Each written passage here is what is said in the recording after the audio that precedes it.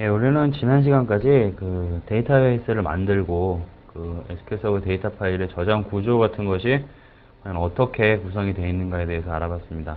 데이터베이스를 많이 만들어 보라고 전에 그 지난 강좌에서 말씀을 드렸는데 어떻게 하셨는지 모르겠네요. 이번 강좌는 데이터베이스의 옵션을 설정을 하고 데이터베이스를 변경하고 그리고 데이터베이스를 나중에 이제 필요 없으면 지워야죠. 예, 그렇게 데이터베이스를 삭제하는 방법에 대해서 얘기를 한번 해보겠습니다. 데이터베이스의 옵션을 설정하는 것은 여러 가지 그 SQL 서버에서 상당히 많은 그런 옵션을 제공을 하는데요. 이 옵션을 적절히 설정함으로써 여러분들이 뭐 어떤 작업을 자동화한다던가 뭐그 외에 여러 가지 그런 그뭐 상태를 변경한다던가 뭐 그런 그 사항이 있으니까 열심히 따라와 보시기 바랍니다. 예. 오늘의 학습 목표는 그 SQL 서버 데이터베이스의 옵션을 설정하는 그 내용이 되겠고요. 옵션은 그 SQL 서버에서 제공하는 옵션은 오토 언더바로 시작하는 그런 옵션이 있고, 그 다음에 커서 언더바로 시작하는 커서 관련 옵션이 있습니다. 그리고 리커버리라고 그러면 이제 복구를 얘기를 하는데, 그 복구와 관련된 그 옵션이 있고요. SQL 문장에 대해서 그 SQL의 그 안시라고 하는 그런 특성을 이용하는 그 SQL에 관련된 그 옵션이 있습니다. 그 다음에 상태에 관련된 그런 옵션도 있고요. SQL 서버에서 옵션을 어떻게 설정하는지, 그리고 이런 옵션들이 과연 SQL 서버에 적용이 됐을 때 그 데이터베이스가 어떻게 움직이는지에 대해서 얘기를 해보겠고요. 그 다음에 데이터베이스를 변경하는 방법. 데이터베이스가 만약에 그 어떤 특정한 그 드라이브에 있다. 근데 그 드라이브가 가득 찼다. 뭐 예를 들면 그 D 드라이브를 파티션을 나누는데 데이터가 많아지면서 D 드라이브에 있는 그 데이터 파일이 확장을 해서 계속 추가가 되겠죠, 데이터가. 그런 식으로 돼서 그게 꽉 찼다. 그러면 어떻게 그 하시겠습니까? 뭐 디스크를 더 갖다 꽂겠죠. 더 갖다 꽂지만 그 뭐 D 드라이브로 바로 연결할 수는 없겠죠. 그런 식으로 그 됐을 때 그런 상황에서 그 데이터베이스를 어떻게 확장을 하는지 뭐 이에다가 파일 그룹을 추가를 하고 파일을 더 만들고 뭐 충분히 가능하거든요. 예, 그렇게 해서 기존의 데이터는 뭐 백업을 받아서 지운다거나 뭐 그런 경우가 안 생기고 거기서 단순히 그 데이터베이스를 확장을 하는 방법에 대해서 뭐 얘기를 한번 해보겠고요. 종속사항들, 뭐 이름이나 소유권 같은 것들을 바꾸는 방법, 그런 방법에 대해서도 한번 그 얘기를 해보겠습니다. 마지막에는 데이터베이스가 소용이 없어지면, 소용이 없어진다고 좀 이상한데요. 예, 필요가 없으면 지워야죠. 여러분들 요즘에 특히 그 공부하느라고 데이터베이스를 지웠다, 만들었다 많이 하실 텐데, 그 데이터베이스를 삭제하는 방법에 대해서 마지막으로 이번 강좌에서 얘기를 해보도록 하겠습니다. 그러면 시작하도록 하죠. SQL 서버에서 그 데이터베이스의 옵션을 설정하는 방법은 그 alter database라는 문장이 있습니다. alter database라는 문장을 이용을 해서 그 데이터베이스의 옵션을 설정을 하게 되겠고요. 아니면은 그 시스템 저장 프로시저인 그 spdb 옵션이라는 sp_db 옵션이라는 그러한 그 시스템 저장 프로시저가 있습니다. 저장 프로시저에 대해서는 나중에 여러분들이 계속 강좌를 들어나가시면 배우게 되실 거고요. 거기서 이제 시스템 저장 프로시저가 하는 일이 무엇인가에 대해서도 배우게 되실 겁니다. 참고로 그 sp_db 옵션은 SQL 서버에 기본적으로 포함이 되어 있는 그런 그 저장 프로시저가 되겠고요. 뭐 그러한 것들을 주로 이제 시스템 저장 프로시저라고 얘기를 하죠. 그것으로 설정을 하거나 아니면 그 alter database라는 그런 DDL 문장을 이용을 해서 데이터베이스 옵션을 설정을 하도록 하겠습니다. 현재 그 여러분들이 사용하고 계시는 데이터베이스에 그 옵션을 보려면 그 spdb 옵션이라는 그 저장 프로시저를 실행을 시켜주면 되는데요. 앞에는 그 exec라는 그 SQL 구문, 그러니까 뒤에 있는 그 저장 프로시저를 실행을 하겠다라고 하는 그 구문인데요. 그거를 입력을 하고 spdb 옵션을 입력을 하면 지금 바로 뭐 가능하다면 해보시죠. 그렇게 하면 현재 여러분들이 사용하고 계시는 그 데이터베이스에 대해서 그 옵션이 나타납니다. 현재 어떤 옵션이 설정되어 있는지 나타나고요. spdb 옵션이나 그 alter 데이터베이스 문장을 이용을 해서 현재 그 데이터베이스에 대해서 적절한 옵션들을 설정할 수 있습니다. 어디까지나 이것은 그 현재 사용하고 있는 데이터베이스에 대해서 그 지정이 되는 거고요.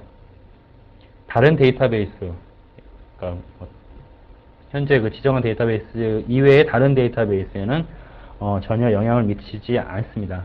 그럼 여기서 그 SPDB 옵션을 실행했을 때 어떤 현상이 발생을 하는지 한번 그 얘기를 해보죠.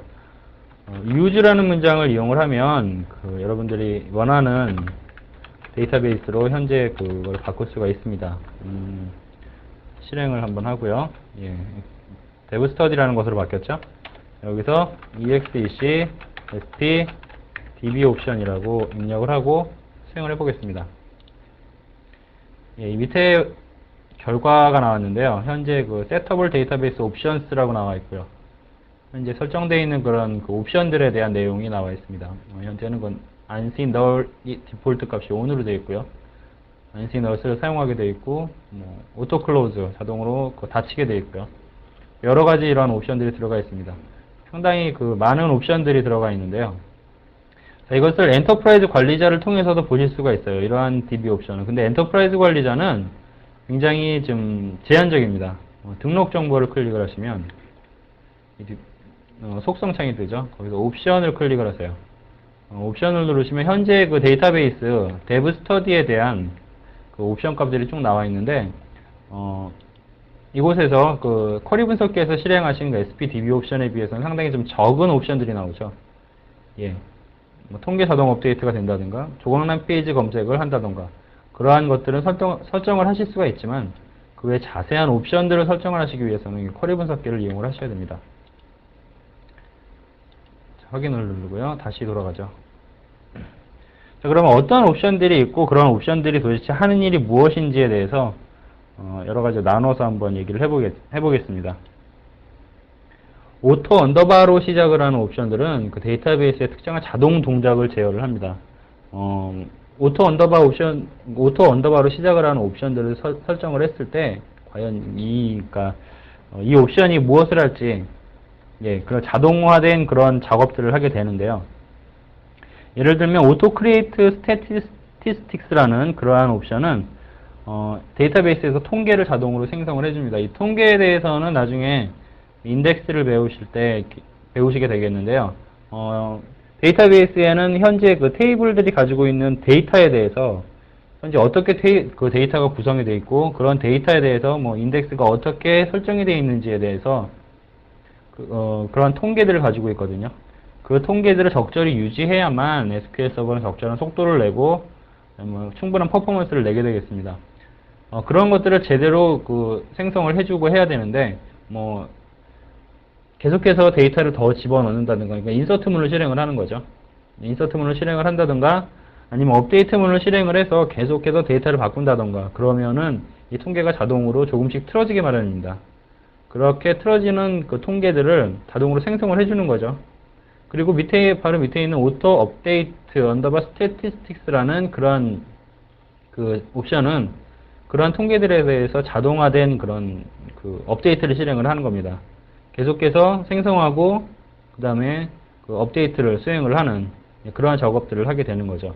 이것은 여러분들이 옵션만 지정을 해 놓으면 SQL 서버가 적절한 시간에 이러한 동작들을 수행을 해서 최상의 그런 그 통계 정보를 가지고 있을 수 있도록 그렇게 그 SQL 서버가 설정이 되는 거죠.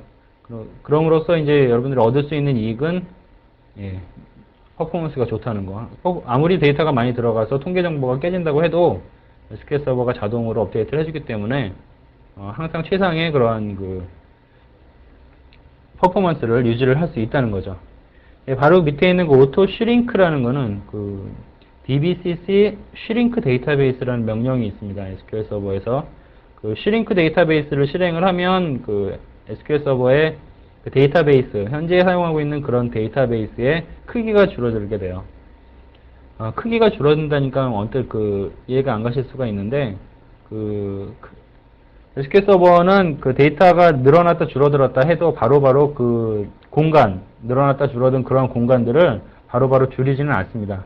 하지만 이 dbcc shrink 데이터베이스라는 그런 명령을 실행을 하면 그 부분에 대해서 어떤 특정한 그런 설정 값을 가지고 데이터베이스를 축소를 해요. 그런 것들을 자동화하겠다. 그게 바로 오토 슈링크라는 옵션입니다. 이런 옵션을 실행을 하면 특정 그 시간에 데이터베이스를 줄이거나 그럴 수 있다는 거죠. 근데 문제는 그 오토 슈링크라는 옵션은 그 좀 중요한 얘기죠. 예. 읽기 전용 데이터베이스, 그러니까 리드 온리 데이터베이스가 있습니다. 즉 업데이트도 수행할 수 없고 인서트도 수행할 수가 없어요. 그 다음에 딜리트도 물론 안 돼요. 단지 셀렉트만 할 수 있는 그런 읽기 전용 데이터베이스에서는 그 오토 슈링크를, 오토 언더바 슈링크를 설정을 하실 수가 없어요.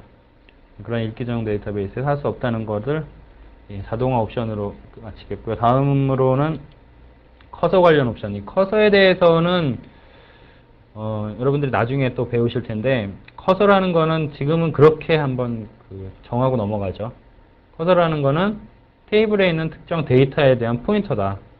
예, 그렇게 정의를 하고 넘어가도록 하겠습니다.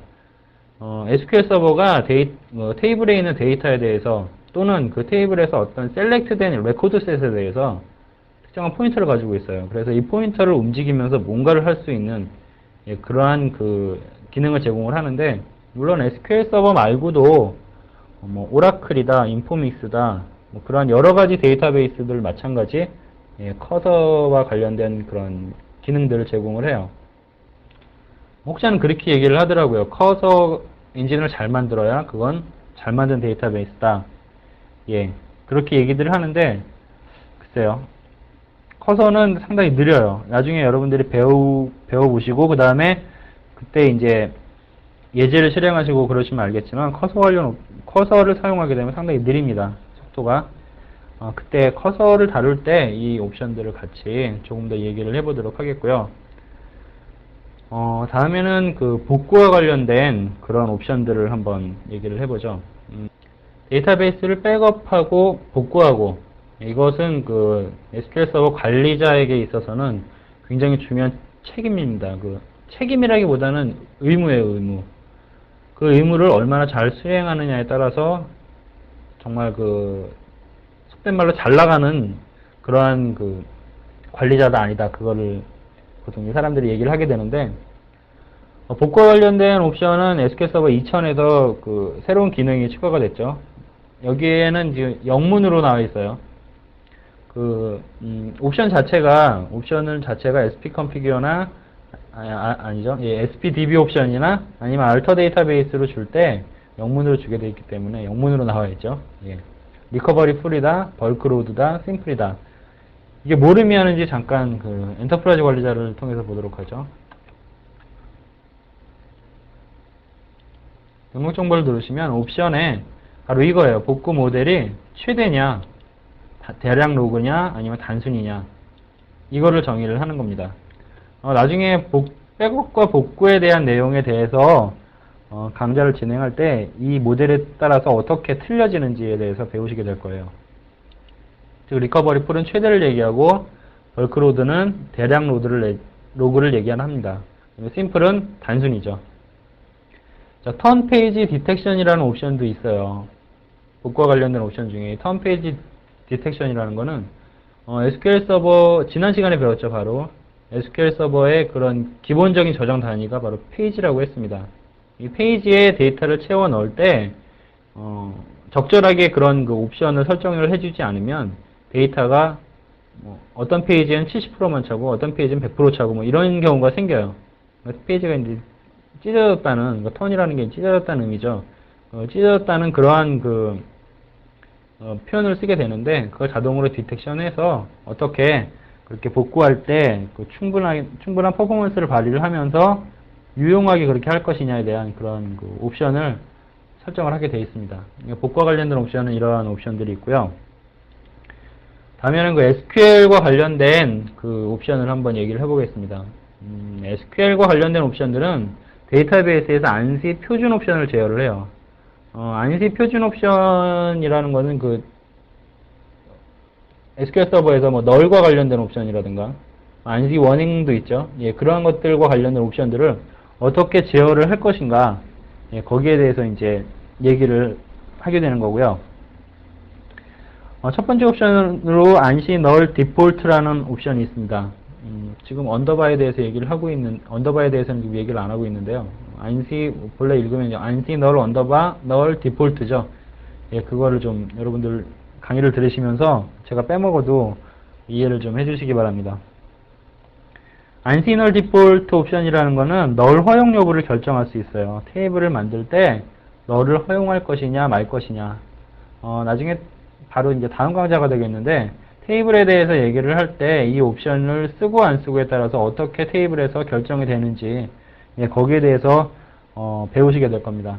그때 그 안시 널 디폴트라는 옵션이 세팅이 되고 안 되고에 따라서 널 값을 허용하냐 마냐, 예, 그런 것들을 설정을 하게 돼요. 보통 일반적으로 개발을 할 때, 개발 현장에서는 이 테이블에 널을 허용하고 안 허용하고, 그리고 그 테이블에 어떤 널이 허용이 되고 안 되고, 뭐 그거 문제를 떠나서 그 어떤 테이블 컬럼에 널을 집어넣고, 값이 없을 때 널을 집어넣고, 그렇게 하지 않고에 따라서 상당히 큰 차이를 보이거든요. 거기에 대한 정책도 세워야 돼요. 그 정도로 그 테이블 옵션, 데이터베이스 옵션에서 이런 옵션을 사용함으로써 그 테이블에 널을 허용할 것이냐 말 것이냐, 예, 그걸 정하는 게 굉장히 중요하다고 할 수 있습니다. 다음에 안시 널스라는 옵션이 있어요. 안시 널스는 널과의 모든 비교는 널이다라고, 그런 옵션입니다. 그러니까 널과 어떤 값을 비교를 했을 때 그 결과값은 널이라는 거죠. 여기에 대해서 잠깐 예제를 보도록 하죠. 언뜻 이해가 안 가시는 분들을 위해서 안시 널스라는 옵션이 과연 무엇을 뜻하는지 잠깐 예제를 보도록 하겠습니다. 널과 어떤 연산을 한다는 것, 예, 그걸 잠깐 보도록 하죠. 미리 준비해 놓은 구문을 한번 실행을 해 보도록 하겠습니다. 위에 거를 먼저 실행을 해 볼까요? 제가 pubs라는 데이터베이스, 샘플 데이터베이스로 잠깐 데이터베이스를 바꿔놨고요. authors라는 그러한 테이블이 있습니다. 실행을 해 보죠. 네, 이렇게 많은 그러한 저자들에 대한 정보가 나타났습니다. 다음엔 AULName, last name이라고 보통 얘기를 하죠. last name과 널을 한번 더해 보겠습니다. 원래 더하기 표시, SQL 서버에서는 더하기 표시가 concatenation이라고 해서 두 개를 합하게 돼 있어요. 합해서 뭔가를 디스플레이하게 돼 있는데, 과연 이 명령은 어떻게 되는지 수행을 해보죠. 모두 널이 나왔어요. 원래대로라면 AULName은 나오고 뭔가 널 값은 없는 값이라고 생각을 했을 때 안 나와야 되는데, 널과의 어떤 설정 자체가 안시 널스 설정 자체가 오늘은 현재 지금 설정이 되어 있기 때문에, 아까 처음에 SPDB 옵션을 실행을 했을 때 안시 널스 옵션이 들어가 있었죠. 예, 그 이유 때문에 널과 어떤 연산을 했을 때 그 값은 모두 널이 된 겁니다. 예, 이제 안시 널스 옵션에 대해서 이해를 하셨는지 모르겠네요. 다음에는 안시 패딩이라는 옵션이 있습니다. 이 안시 패딩은 베리어블 캐릭터와 캐릭터 타입의 물론 다음 강좌에서 배우게 되실 텐데, 이것도 그냥 캐릭터 타입 또는 그것과 그 다음에 베리어블 캐릭터 타입, 보통 이게 바 캐릭터라고 얘기를 하죠. 이 두 가지 데이터베이스의 데이터 타입은 분명히 틀려요. 같은 캐릭터를 저장을 함에도 불구하고 이 두 가지는 분명히 틀립니다. 안시 패딩 옵션을 설정을 하면 베리어블 캐릭터 열에 삽입된 그런 문자 값의 후행 공백, 그런 것들을 잘라내요, 자동으로. 이게 뭘 의미하는지는 다음 강좌에서 충분히 여러분들이 배우시게 될 겁니다. 캐릭터와 베리어블 캐릭터에서 뒤에 있는 공백을 잘라낸다. 예, 하여튼 그걸 설정하는 것이 안시 패딩 옵션이고요.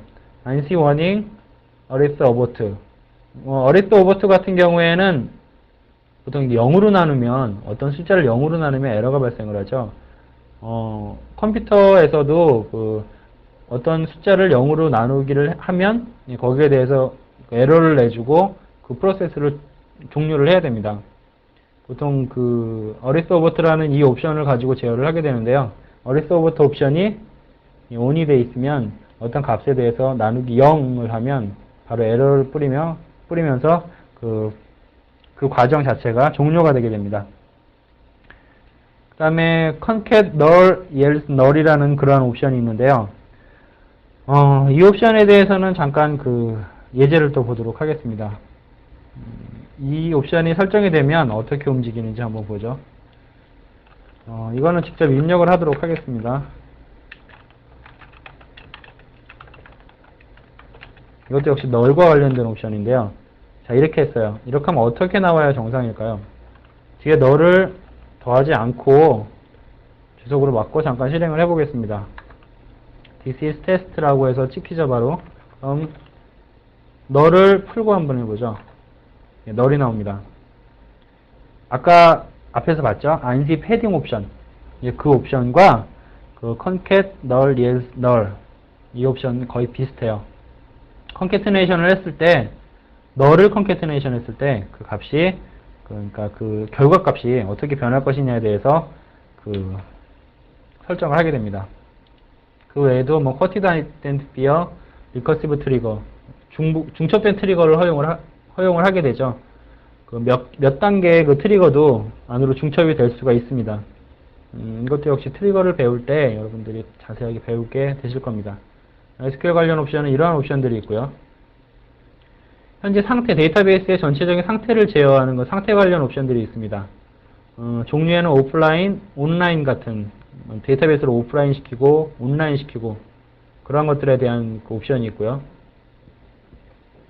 데이터베이스가 리드 온리가 되면 아까 처음에 말씀드렸듯이 업데이트를 한다거나 인서트를 한다거나 그런 과정을 못하게 돼요. 이렇게 리드 온리 상태를 만들게 되고 리드 라이트는 뭐 보통 상태가 되겠죠. 그 다음에 데이터베이스를 싱글 유저로 만든다. 한 사람밖에 사용하지 못합니다.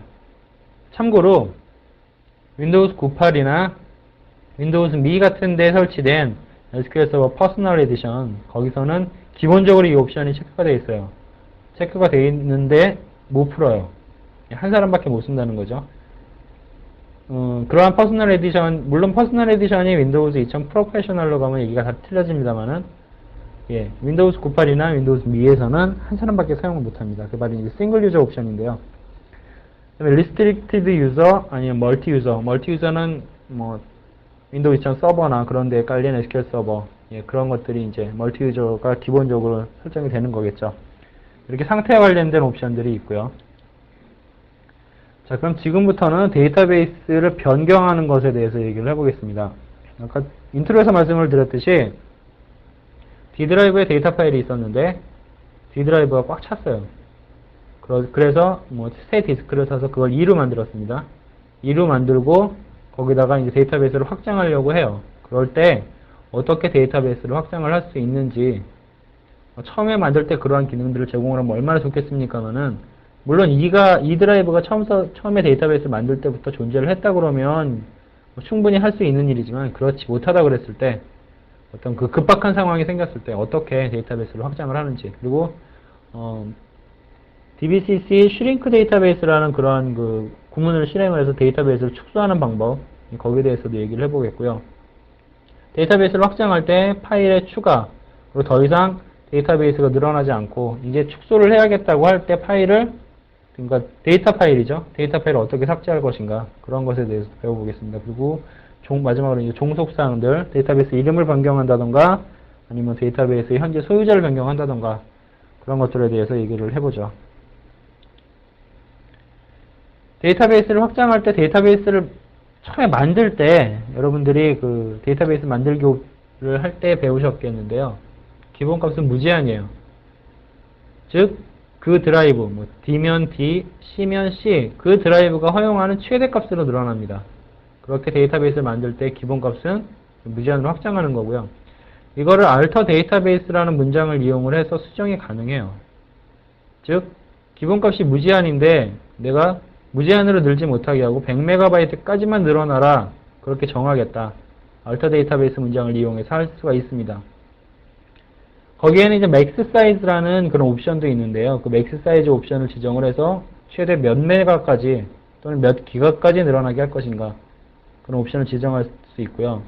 증가할 때 SQL 서버 데이터베이스의 그런 그 구성 요소 즉 그 저장 구조죠.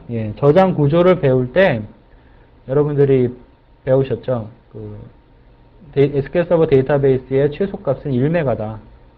즉 1메가 단위로 데이터베이스를 만들 수 있고 역시 증가할 때 역시 최소값도 1메가 단위로 증가를 하게 됩니다.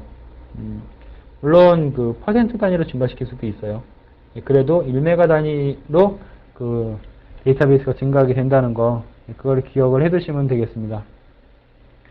자, 이런 옵션들이 어디에 나타나고 있는지를 잠깐 보도록 하죠. 이게 지금 속성 창이 그대로 떠 있는데요.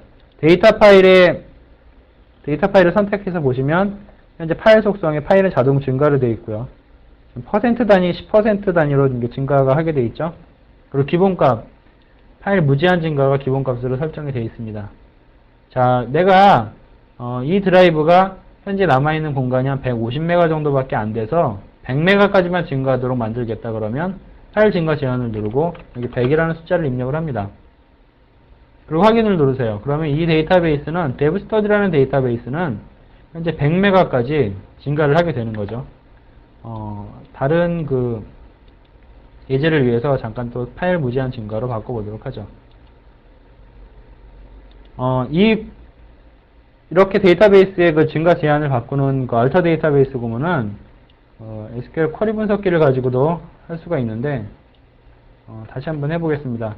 미리 만들어 온 그 예제를 이용을 해서 보시면 alter database dev study를 modify 파일을 바꿔라.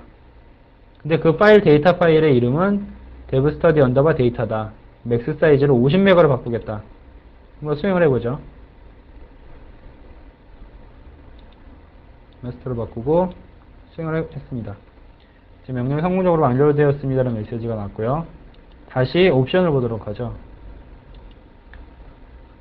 데이터 파일이 50메가로 증가가 제한이 되도록 그렇게 설정이 됐습니다. 자, alter database라는 문장을 이용을 해서 그 데이터베이스의 속성을 바꾸는, 물론 그 데이터 파일의 늘고 줄음에 관한 그러한 그 옵션들 말고도 얼마든지 많아요. 그런 옵션들을 여러분들이 그 SQL 북 온라인이나 이런 걸 이용을 해서 한번 연습을 해보시길 바라겠고요. 자, 다음은 데이터베이스를 축소하는 방법에 대해서 얘기를 해보도록 하겠습니다. 데이터베이스를 축소한다는 것은 현재 각 파일에서 사용되지 않는 페이지를 제거를 하는 거예요. 이게 무슨 말이냐면 SQL 서버가 데이터를 넣고 뺨에 따라서 데이터를 넣었다, 인서트죠. 그 다음에 뺐다, 딜리트가 되겠습니다. 그렇게 함에 따라서 이 데이터베이스를 차지하고 있는 공간이 늘었다 줄었다 해요. 근데 바로바로 줄이거나 그러진 않고 어느 정도의 그런 여분을 갖게 됩니다. 그 부분에 바로 이제 사용되지 않는 페이지들이 존재를 하게 되는데요. 그거를 이제 제거하는 거죠. 이 데이터베이스를 축소할 때는 alter 데이터베이스 오토 슈링크라는 걸 이용을 해서 alter 데이터베이스라는 문장을 이용을 해서 가능한데, 그 오토 슈링크라는 앞에서 배우셨죠. 그런 옵션을 이용을 해서 자동화도 가능합니다. 물론 SPDB 옵션 이런 걸 이용을 하겠고요.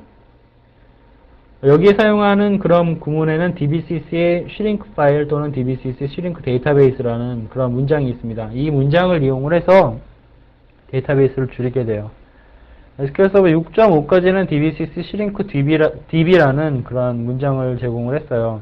근데 호환성 때문에 물론 지금도 쓸 수는 있습니다만은 SQL 서버 7.0부터 shrink 데이터베이스라는 것으로 한 단계 업데이트가 됐습니다. 여기서 잠깐 그 DBCC라는 것에 대해서 얘기를 하고 넘어가죠. DBCC라고 하는 거는 그 데이터베이스 컨시스턴시 체크라고 합니다. 현재 데이터베이스 무결성을 어느 정도 유지를 하고 있는가에 대해서 체크를 하게 되는 건데, SQL 서버에는 상당히 많은 그 DBCC 옵션들이 있어요.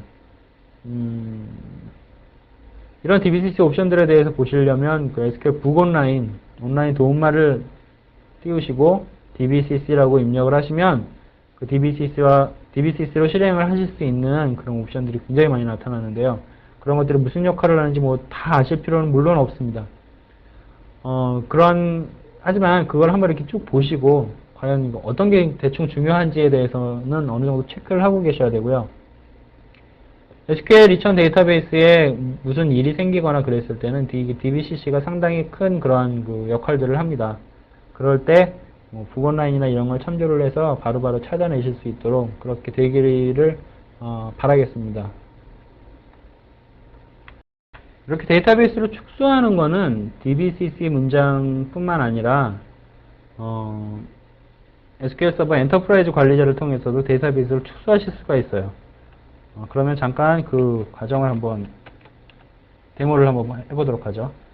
데이터베이스를 선택하시고 오른쪽 버튼을 누르시면 그 모든 작업이라는 그 메뉴가 나오죠. 거기서 데이터베이스 축소라는 것을 선택하실 수가 있는데 현재 데이터베이스 크기가 할당된 공간이 뭐 2메가고 데브 스터디가 좀 작죠. 사용 가능한 공간이 대충 이렇다. 축소 파일에 남는 최대 여유 공간을 몇 %로 하겠느냐. 이게 굉장히 그 계산하기가 까다롭습니다. 제가 산수를 잘 못해서 이 최대 여유 공간이 그러니까 데이터베이스가 축소되고 나서 남아있는 여유 공간 즉 그 축소되고 난 것에 어떠한 %를 곱해서 나온 값 그게 남아있는 여유 공간이 돼요. 굉장히 어렵죠. 예를 들어서 데이터베이스를 축소를 했어요. 10MB로 축소를 했단 말이죠. 그러면 거기에 20%라는 옵션을 주고 내가 축소를 했어요. 그러면 실제 데이터베이스에 남아있는 공간은 10 곱하기 0.2, 2메가가 남아있게 되죠. 그리고 현재 8메가가 사용이 되는 겁니다. 그런 식으로 줄어들어요. 왜 그렇게 줄어드느냐?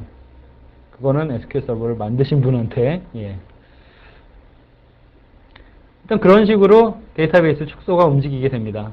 여기에 여러분들이 원하는 %를 입력을 하고요. 10%라고 하죠.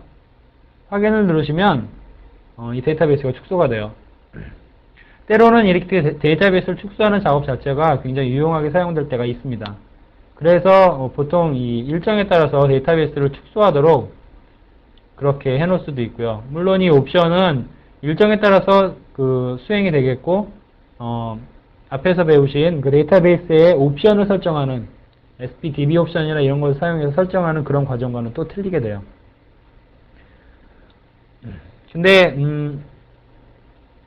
제가 그 현업에서 실제 개발 현장에서 사용해 보니까 이 일정에 따라서 데이터베이스 축소한다거나 아니면 자동으로 축소 작업을 하게 되면 SQL 서버가 상당히 많은 메모리를 먹더라고요. 그건 왜 그런지는 저도 잘 모르겠는데 그런 식으로 메모리를 먹게 되더라고요. 그래서 여러분들이 필요하실 때 그런 이렇게 축소 작업이나 그런 걸 하시지 자동으로 걸어놓지는 말아달라는 그런 부탁을 드리고 싶네요. 자, 줄여볼까요? 네, 데이터베이스 축소되었습니다. 라는 메시지가 뜨고요. 현재 데브스터디라는 데이터베이스에는 데이터가 이렇게 많지 않기 때문에 실제로 얼마나 축소됐는지에 대해서는 그렇게 정확하게 볼 수가 없습니다. 여러분들 혹시 큰 데이터베이스, 기가 단위 데이터베이스나 뭐 그런 걸 사용하고 계시다면 한번 줄여보세요. 로그가 없어지는 그런 경우도 생길지 모르겠는데 한번 줄여보시면 얼마나 이렇게 여러분들이 원하시는 값으로 줄어드는지 그런 걸 테스트하실 수 있을 겁니다. 데이터베이스 축소에 대한 얘기를 해봤고요. 다음에는 파일 또는 파일 그룹을 추가하는 그런 과정에 대해서 이제 실질적으로 필요한 과정이죠. 그런 과정에 대해서 얘기를 해보죠. 파일 또는 파일 그룹을 추가하는 것은 공간의 효율적인 배분을 위해서도 사용을 합니다. 앞에는 정말 어쩔 수 없는 상황, 그런 상황을 말씀을 드렸는데 효율적인 배분을 위해서도 써요. 그리고 부족한 저장 공간을 늘리기 위해서 그런 경우에도 사용을 하고 alter database add file to file group이라는 그런 문장을 이용해서 파일을 더할 수가 있습니다. 그 다음에 alter database add file group이라는 그런 문장을 통해서 파일 그룹을 더할 수가 있고요. 물론 엔터프라이즈 관리자를 통해서도 작업을 하실 수 있고 이렇게 파일과 파일 그룹을 추가를 해서 데이터베이스를 나누는 그런 주된 목적은 SQL 서버의 일명 전문가라고 하시는 분들이 주로 이렇게 하시는데 왜 그러냐면 성능 향상을 도모하기 위해서 그래요. 피지컬 드라이브에다가 파일을 나눠 놓고 그것을 병렬로 쓰게 만들면 그렇지 않을 때보다 상당히 SQL 서버가 큰 퍼포먼스를 냅니다. 이러한 얘기들은 나중에 마지막 강좌 정도 가서 다시 한번 얘기들을 해보도록 하죠. 그럼 파일과 파일 그룹의 추가를 어떻게 하는지 잠깐 예제를 또 수행을 해보도록 하겠습니다. 기존에 했던 건 지우고요. 자, 데브 스터디에 대해서 데브 스터디 1 그룹이라는 파일 그룹을 한번 추가를 해보도록 하죠. 자, 그리고 데이터베이스의 현재 등록 정보를 한번 보겠습니다. 파일 그룹에 데브 스터디 1 그룹이라는 그런 파일 그룹이 추가가 됐죠. 자, 그럼 이번에는 여기다가 파일을 한번 더 해보죠.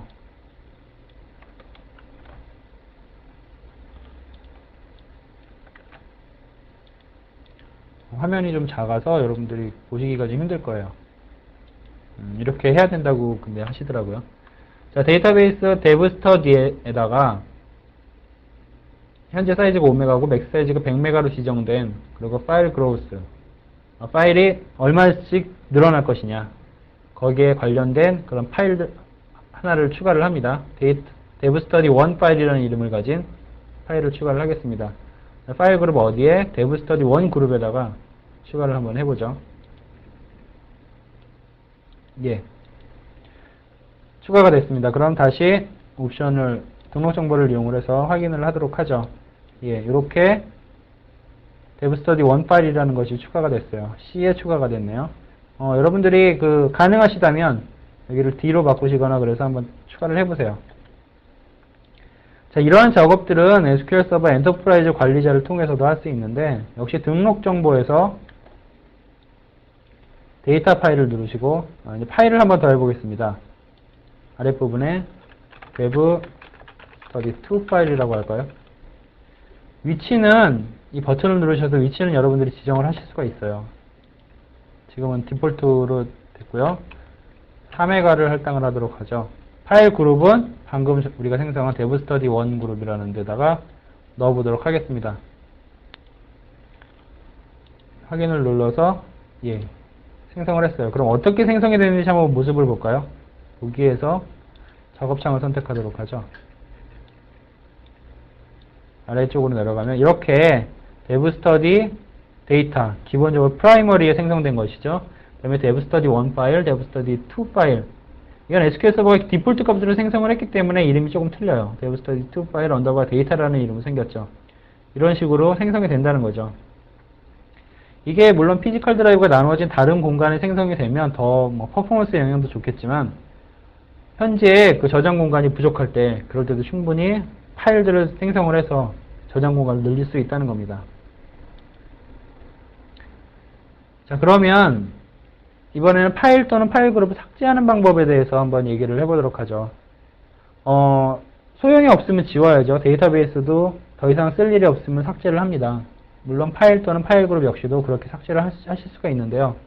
목적은 이제 공간을 절약한다던가 하는 그런 목적이 있고요. 사용되지 않는 파일만 삭제가 가능해요. 즉, 빈 파일만, 현재 데이터가 하나도 없는 그러한 파일만 삭제가 가능하다는 거죠. 그 다음에 삭제를 하실 때는 dbcc shrink 파일, 거기다 옵션을 empty 파일이라는 옵션을 주시면 파일 안에 그런 데이터가 있다고 하더라도 그 파일을 줄이면서 그 파일 자체를 비웁니다. 그렇게 해서 파일을 비우고 난 다음에 alter database remove file 또는 alter database remove file group이라는 명령을 이용을 해서 파일이나 파일 그룹을 삭제한다는 거죠. 이 부분에 대해서는 여러분들이 직접 한번 수행을 해보세요. 직접 수행을 하셔서 방금 우리가 생성했던 그 파일이나 파일 그룹을 한번 지워보세요. 지금 데이터를 하나도 안 넣었죠. 그 하나도 안 넣은 상태니까 여러분들이 직접 강좌가 끝난 다음이나 이렇게 한번 수행을 한번 해보시기 바랍니다. 다음에는 그 데이터베이스의 종속사항을 변경하는 그런 경우인데요. 데이터베이스의 이름을 변경하는 경우에는 sp renameDB라는 그런 저장 프로시저가 있습니다. 물론 시스템 저장 프로시저가 되겠는데요. 이 시스템 저장 프로시저를 이용을 해서 데이터베이스 이름을 변경하실 수가 있어요. 근데 절대로 권장되는 사항은 아닙니다. 왜 그러냐면 보통 데이터베이스를 생성해서 무슨 작업을 한다 그러면 그 데이터베이스의 이름 자체에도 어떤 의미를 가지고 있고요. 현재 작업 상태에 들어가 있으면 작업이 대상이 되는 카탈로그를 지정을 하게 되죠. 그렇게 되면 데이터베이스 이름이라는 게 바뀌게 된다면, 그 상황에서 바뀌게 된다면 상당히 커다란 혼란을 겪게 될 겁니다. 하지만 어떤 특수한 경우에 데이터베이스 이름을 바꿔야 되겠다 그러면 sp rename db라는 그런 저장 프로세스를 이용을 하셔서 데이터베이스 이름을 변경을 하실 수가 있어요. 그 다음에 현재 그 시스템 어드미니스트레이터나 아니면은 데이터베이스 관리자, 시스템 어드미니스트레이터나 그 윈도우즈 NT 어드미니스트레이터 그룹 기본적으로 데이터베이스의 소유권을 갖게 되죠. 그런데 뭐 어떤 사람이 데이터베이스의 소유권을 다른 그 목적에 의해서 데이터베이스의 소유권을 가지고 있었어요. 그럴 때 소유권을 변경할 수가 있습니다. sp change db owner라는 그러한 역시 시스템 저장 프로시저를 이용을 하셔서 데이터베이스의 소유권을 변경을 하실 수가 있어요. 그런데 여기에도 역시 제한이 있습니다.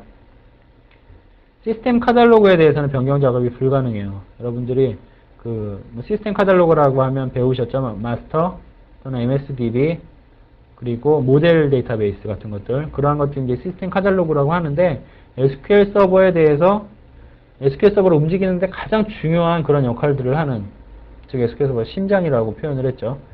예, 그거에 대해서는 변경 작업, 즉 소유권을 변경한다던가 데이터베이스 이름을 변경한다던가 그게 불가능합니다. 바뀌면 큰일 나겠죠. 여기에 대해서는 이렇게 제약사항이 따르고요. 이제까지 그 파일을 삭제를 하고 종속상을 변경하는 그런 얘기들을 한번 해봤고요. 이제 마지막으로 데이터베이스가 소용이 없어졌을 때, 더 이상 이제 쓸모가 없어졌을 때 지우는 방법에 대해서 얘기를 해보죠. 데이터베이스를 삭제하는 구문은 drop 데이터베이스라는 구문을 사용을 합니다. 근데 데이터베이스를 삭제할 때는 현재 데이터베이스에 대해서 사용자가 없어야 돼요. 현재 데이터베이스를 누군가가 쓰고 있다라고 하면 drop 데이터베이스 구문을 실행을 하실 수가 없습니다. 그러면 이제 이렇게 물으시는 분들이 계실 거예요. 현재 쓰고 있는데 내가 지금 당장 지워야 되겠다. 그럼 이제 가장 그 간단한 대답은 기다리세요라는 건데요. 정 안 되겠다 그러면 가장 조금 좀 그 심한 방법이긴 한데 SQL 서버 서비스를 세우세요. 세우면 현재 있는 그 유저들이 다 전부 다 떨어져 나갑니다.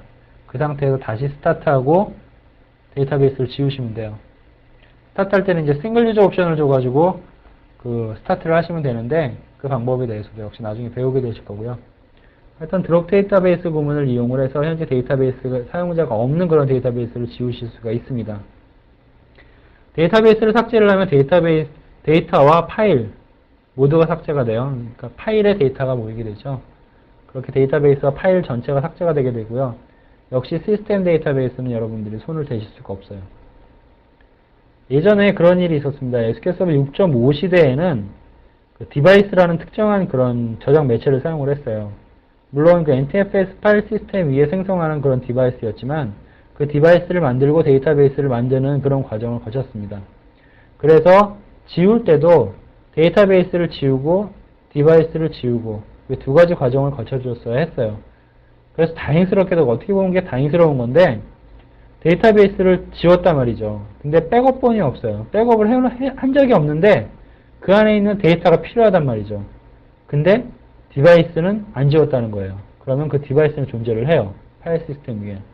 그거 가지고 무슨 작업을 하면 데이터를 살려낼 수 있단 말이죠. 백업이 없어도. 그런데 SQL 서버 7.0으로 오면서부터 NTFS 파일 시스템 위에 데이터베이스를 직접 쓰기 시작했어요. 그러면서 드롭 데이터베이스 구문을 실행을 하면 깨끗하게 지워집니다. 뭐 나중에 그렇게 물어보시는 분들 계세요. 언두 기능 없나요? 아니면은 모 회사에서 만든 언딜리트 같은 그런 프로그램은 없나요? 예, 참 안타까운 일이 아닐 수 없습니다. 한번 삭제된 데이터베이스는 어떠한 방법으로도 복구하실 수가 없어요. 물론 어딘가에 백업을 해놓으셨다면 그거 가지고 복구를 하실 수 있겠습니다만은 그런 게 없는 상황에서는 데이터베이스를 살리실 수가 없어요. 드롭 데이터베이스 구문은 그 정도로 그 중요하게 생각을 하신 다음에 그 다음에 실행을 하시라는 거죠. 실수로 잘못 날린 데이터베이스가 있다. 정말 평생을 두고 후회할 수 있는 그러한 일이 벌어질 수 있으니까 예, 그렇게 꼭 중요하게 다루시기 바랍니다. 그러면은 지금 우리가 생성했던 devstudy라는 그런 데이터베이스를 한번 지워보도록 하죠.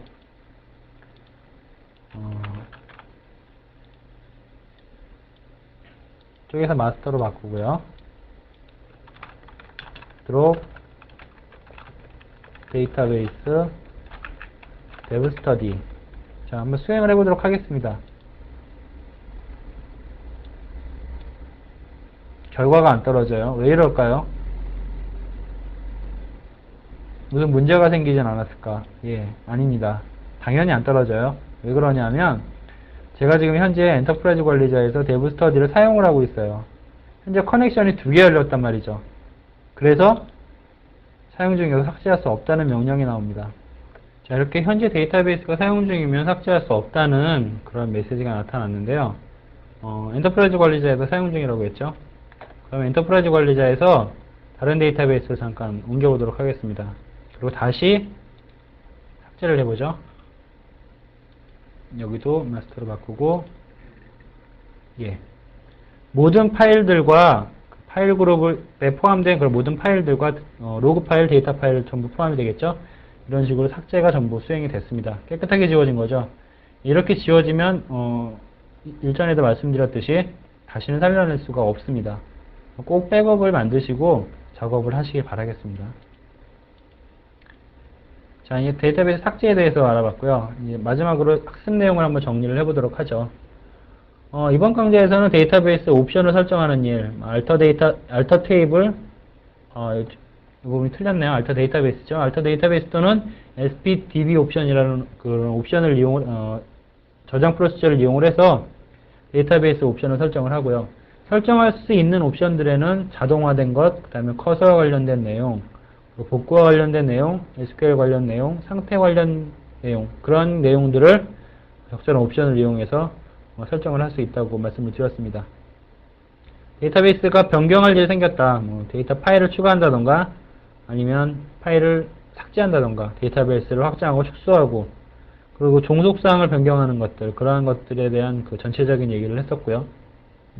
alter 데이터베이스 구문을 수행하는 방법, sp rename db나 sp change db owner 같은 그런 그 저장 프로세스를 수행하는 방법에 대해서 얘기를 했었죠. 데이터베이스 삭제는 drop 데이터베이스 구문을 이용을 한다라고 말씀을 드렸습니다. 이상으로 그 데이터베이스와 관련된 SQL 서버 데이터베이스와 관련된 그 강좌를 마치겠고요. 다음부터는 테이블에 대해서 얘기를 해보도록 하겠습니다. 예, 감사합니다.